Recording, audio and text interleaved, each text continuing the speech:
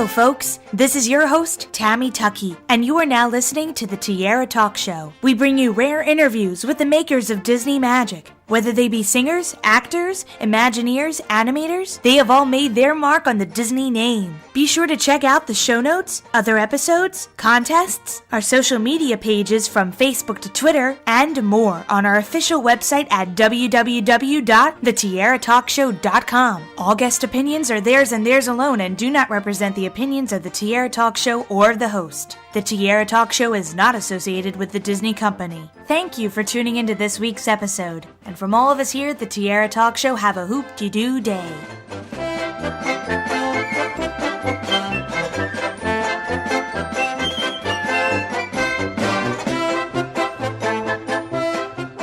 I'm excited to welcome this week's Tiara Talk Show guest, actress and voiceover artist, Trish Buttrill, to the show. Welcome, Trish. Thank you so much. I'm glad to have you on the show because we haven't had anybody who's worked on the American Adventure attraction before. So this is a first for our show, but very, very excited. Glad you're excited. It's a tiny little bit that I did for Disney all those years ago, but I'm glad you dug me out.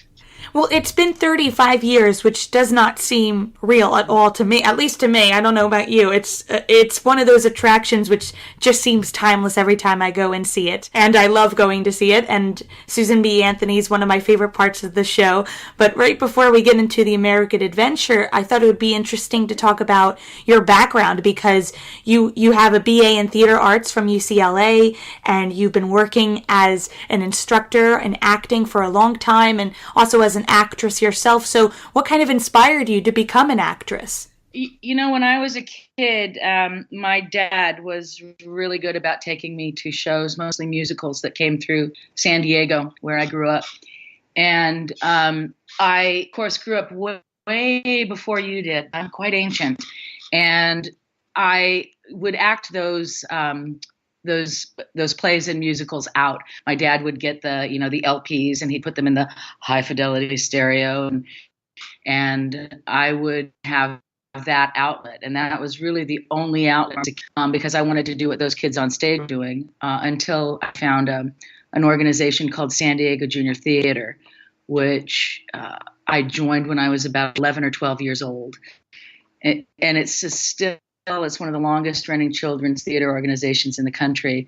It's grown a lot since I was there, but that really was sort of the foundation and inspiration for wanting to pursue theater as an adult and into school. And how did that lead to possibly a voiceover career? Because Susan B. Anthony, featured in the American Adventure, has a couple of lines, but she's played by an auto-animatronic, but you get to provide her voice. So how did you kind of, move in that direction towards the voiceover acting industry?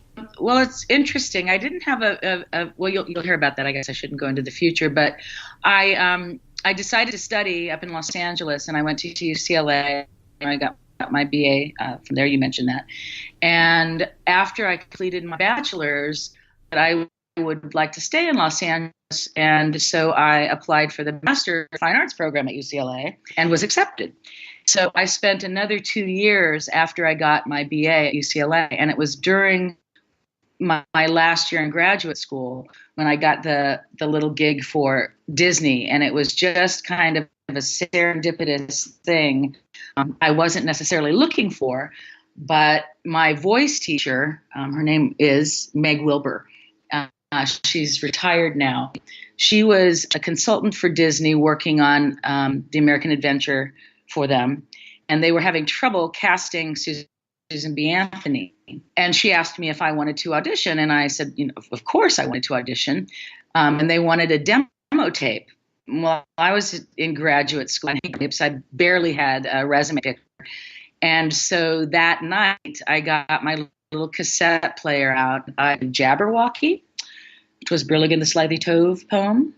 And I separated it into all different voices and read it on the tape recorder and gave her the cassette the next day and said, see if they like this.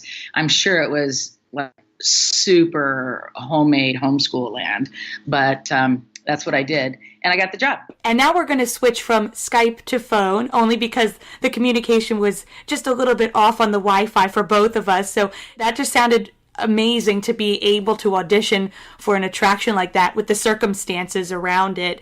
And there's only a few lines by Susan B. Anthony, and I was really curious to know that if they gave you more material to work with beforehand, before trimming the show, because they were trying to fit a lot of time, about 200 years, into a 28-minute show. So I can only assume they had more for you to work with at the time. Actually, no, that was the speech that was in the script. And I had gotten that a couple of days before, so I, knew it well. I also did some other parts in the show, just like one-liners and stuff, like, villager women and things like that.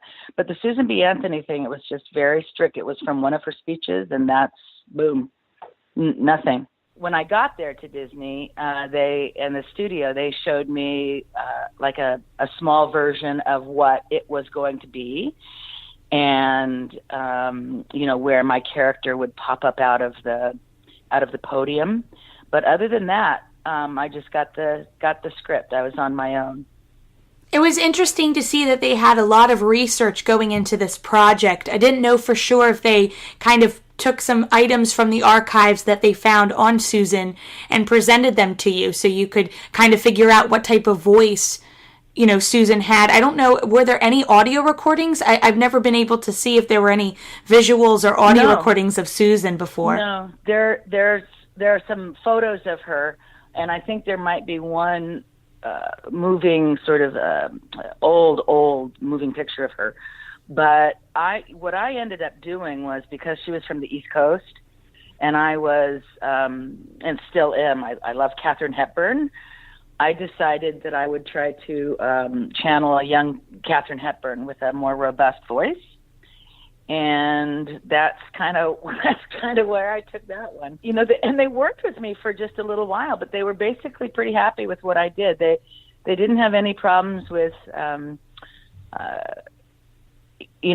timbre of my voice. They just wanted a couple of things changed with emphasis.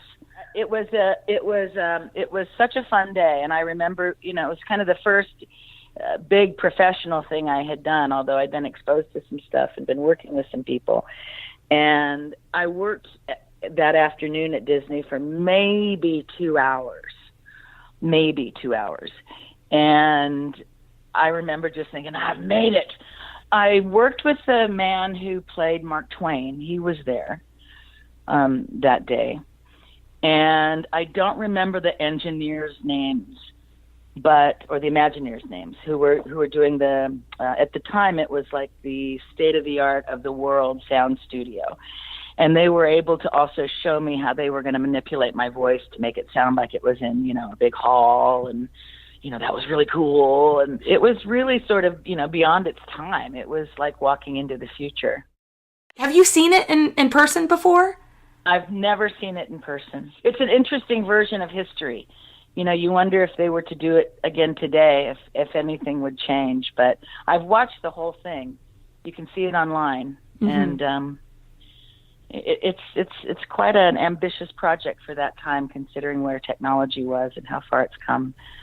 My Susan B. Anthony background is usually a good little bit of information that people don't know, and trivia things, when you get to know people. So. And you're a teacher, so what do you tell your students? What do they do when you tell them about that bit of trivia? Oh, I think it's pretty cool. And usually when they go down to Florida to go to Disneyland, they often will, go in, see it, listen to it. And one of your other occupations that you have is a script analysis in the film industry.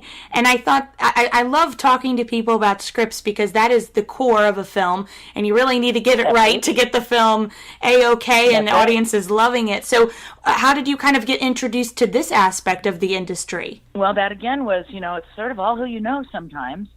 And I had decided that I was kind of done with acting. I'd done some radio stuff, but I hadn't done a lot of voiceover. I'd done it a little bit, and I'd done some summer stock and some local stuff. And then I had decided, I'm not going to do this anymore. I'm going to go into the other side. So I talked to some friends of mine, and at Fox, 20th Century Fox, Susan Kartsonis, who is now a producer. the last big thing she produced was Beastly. She gave me a script and asked me, gave me the format and said, "Do you want to try doing this?" And I said, "Sure, I'll try it." So I went and did it. And she said, "It's great, blah, blah, blah, blah. Now you know how to do this. Let's give our friend Pat a call," because at the time they weren't taking union readers. So I had another friend, Pat, who was working at Orion. Anyway, she got me a great little gig there, and I read scripts for a couple of years and then decided, I really didn't want to do that either because I could see the kind of life I was going to lead with, 20-hour days, and I wasn't there. So I went on to something else. I kind of bounced around a little bit in my 20s. And you've been doing so much since The American Adventure, so why don't you talk about some of the other things besides being a teacher and a script analysis that you've worked on and what you're working on now? Well, I spent most of my sort of grown-up life being a teacher and retired from that a couple of years ago. In the midst of all that, I was doing, obviously, productions with kids, so that sort of kept my my theater love alive, and I was involved in that.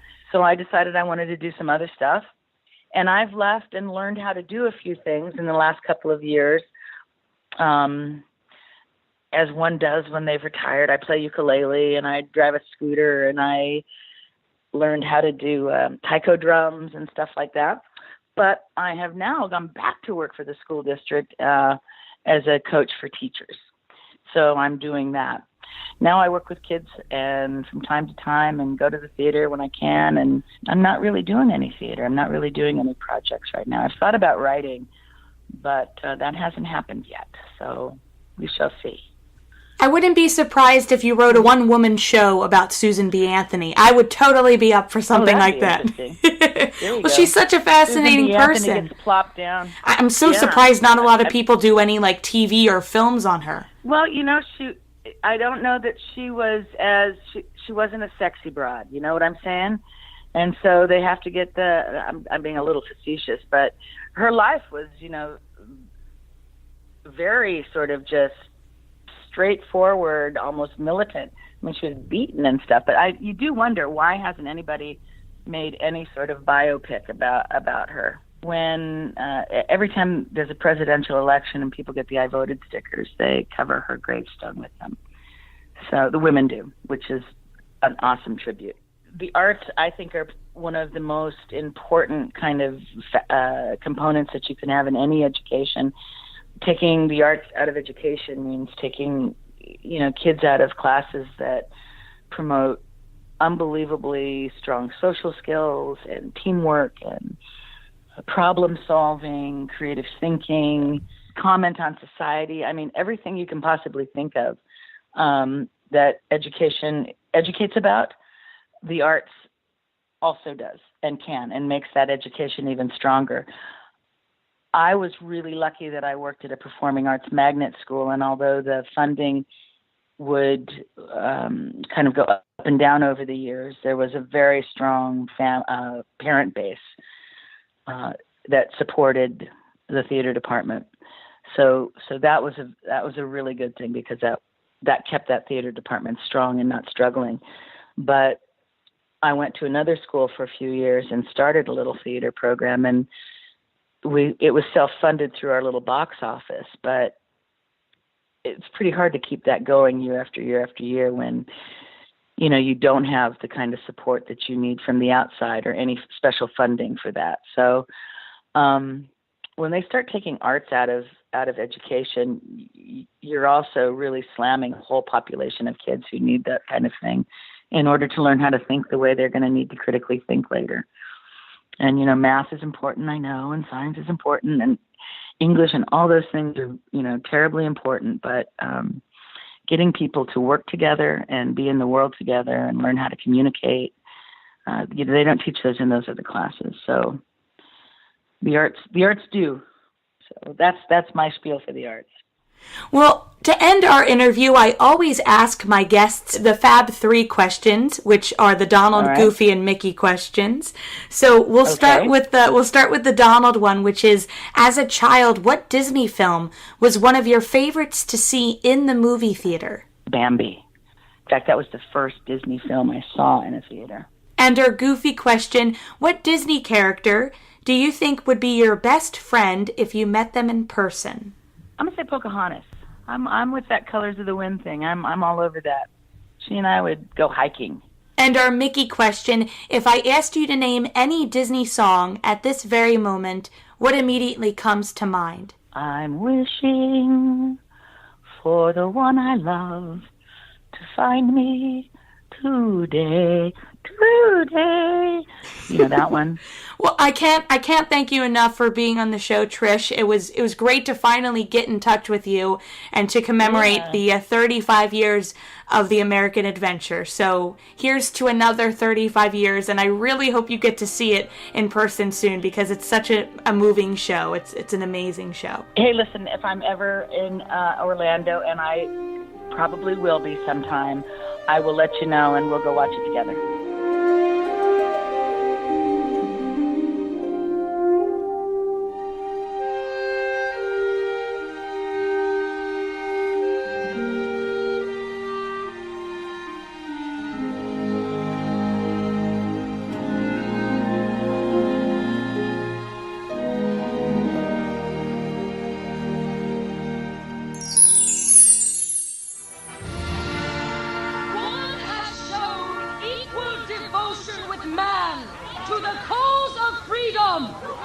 Together, they have made this country what it is.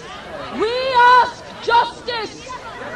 We ask equality be guaranteed to us and our daughters.